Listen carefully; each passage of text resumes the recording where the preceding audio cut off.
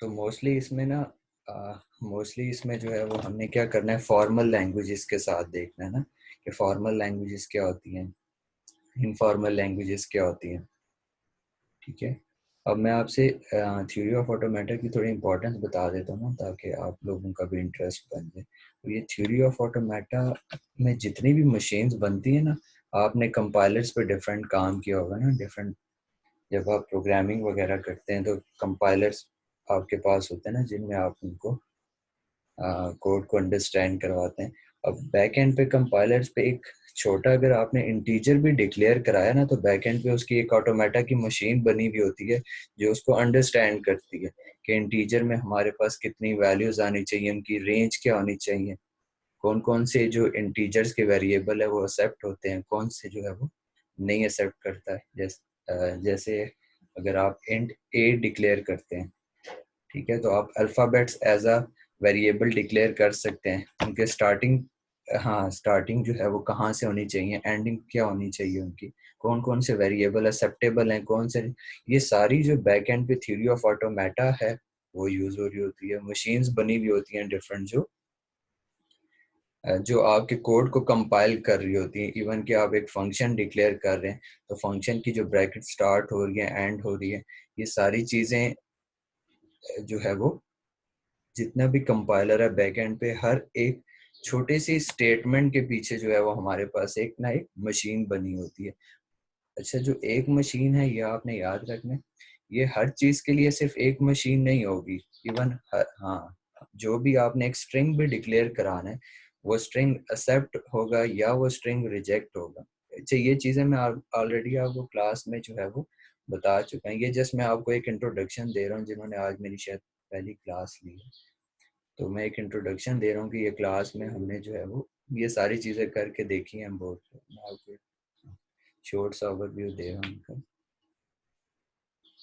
तो मैंने एक जो आपको इंटीजर वेरिएबल डिक्लेयर करने का बताया, तो इसकी एक प्रॉपर मशीन बनती है जो बताता है कि ये वेरिएबल जो है हमारे एक्सेप्टेबल हैं, ये वेरिएबल जो है हमारे रिजेक्ट कर देगा। अब एक्सेप्ट और रिजेक्ट किस बेस पे होगा? अगर वो, हाँ, अगर जैसे वेयर की क्लॉज होती है, वेयर में कुछ कंडीशंस होती हैं, ठीक है, कुछ बाउंड्रीज होती हैं, कुछ कंस्ट्रेंट्स होती हैं। इसी तरह जो मशीन बनेगी, मशीन भी किसी स्पेसिफिक कंस्ट्रेंट के ऊपर बनती है। ठीक है, एक स्पेसिफिक कंस्ट्रेंट होगा जो एक स्पेसिफिक वैल्यूज ले रहा होगा। जैसे अगर आपको आगे स्लाइड्स में अगर आपको नजर आएगा, जैसे आपने स्केयर करना है या फैक्टोरियल करना है, तो ये एक स्पेसिफिक इसकी लॉजिक होगी। तो इस स्पेसिफिक लॉजिक के अगेंस्ट ही आपकी एक मशीन जनरेट होगी। जैसे मैं आपको एक एग्जांपल देता हूँ, हमने काफ़ी एग्जांपल क्लास में की थी। जैसे अ,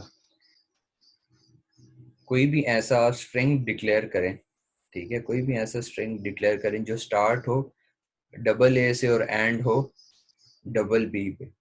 ठीक है, तो फिर आपने ऐसा ही रेगुलर एक्सप्रेशन बनाना है जो हमेशा डबल ए से स्टार्ट होगा और डबल बी पे एंड होगा।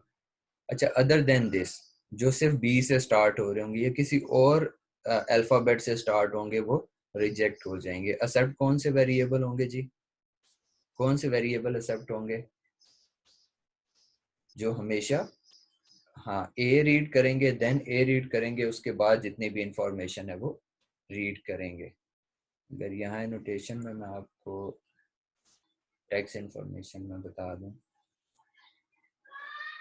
जैसे मैंने आपको ये एग्जांपल दी ना, अगर मैंने डबल ए, इसके ब्रैकेट में हमारे पास जो है वो कुछ भी हो और एंड डबल बी पे हो, तो बेसिकली अगर ये, हाँ, अगर ऐसा हमने स्ट्रिंग डिक्लेयर कराना है, ठीक है, जिसके जो हमारे बेसिकली सबसेट होगा वो उस पर बिलोंग कर रहे होंगे हम, या ए बी से हमारे पास जितने भी जो है वो स्ट्रिंग जनरेट होते हैं, लेकिन उनमें से एक्सेप्ट कौन से होंगे? जो डबल ए से होंगे, जो डबल ए से स्टार्ट होंगे और डबल बी पे एंड होंगे।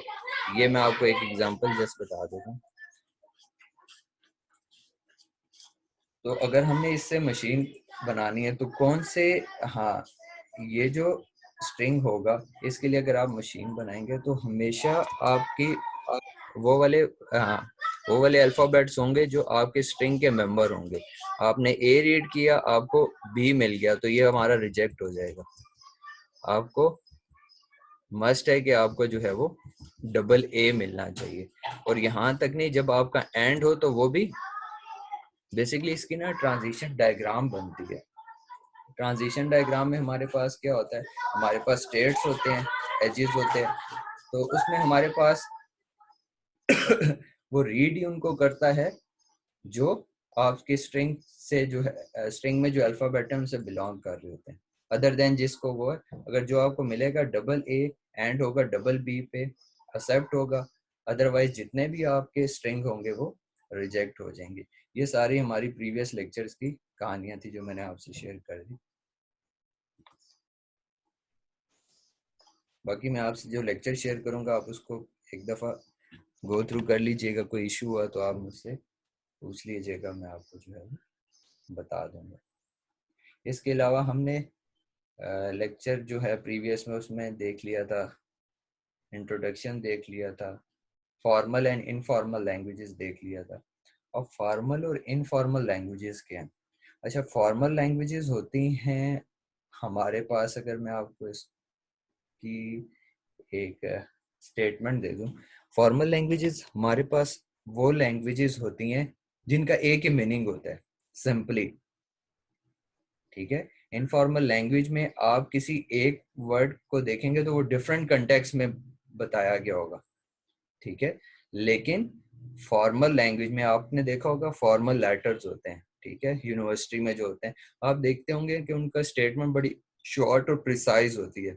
ठीक है, जिसका कोई अदर मीनिंग नहीं निकलता, कोई कम्प्लेक्सिटीज नहीं होती, कोई एम्बिग्विटीज नहीं होती, तो हम कहते हैं कि वो एक फॉर्मल लैंग्वेज है। आप अपनी नेचुरल लैंग्वेज में भी तो प्रोग्राम लिख सकते हैं, ठीक है, आप इंग्लिश में भी तो प्रोग्राम लिख सकते हैं, लेकिन आप क्यों नहीं लिखते? अभी आपने सोचा है?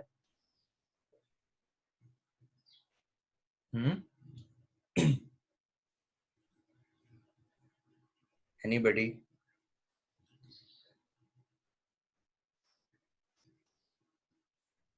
आवाज आ रही है आप सबको मेरी?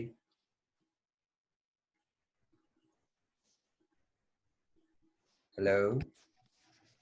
सर क्वेश्चन जरा रिपीट कर दें प्लीज। हाँ, मैं आपसे सवाल कर रहा था, ये सारी चीजें मैंने बताई हुई हैं, जस्ट मैं आपसे हाँ आपसे पूछ रहा हूँ ताकि आपको जो रिकॉल हो जाए ना। फॉर्मल फॉर्मल लैंग्वेजेस में से मैंने आपसे पूछा था कि हम अपनी नेचुरल लैंग्वेज में क्यों नहीं प्रोग्राम लिखते। नेचुरल लैंग्वेज का मतलब है कि हम इंग्लिश में प्रोग्राम क्यों नहीं लिखते।